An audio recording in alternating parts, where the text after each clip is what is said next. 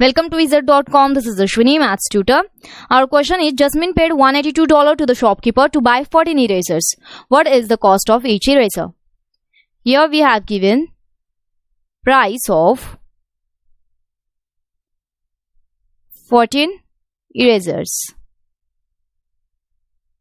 which is $182. So, cost of each eraser is given by price of 14 erasers means 182 divided by total number of erasers, that is 14. So 182 divided by 14 is 14 ones are 14, 18 minus 14 is 4, move this 2 down, 14 threes are 42. So cost of each eraser is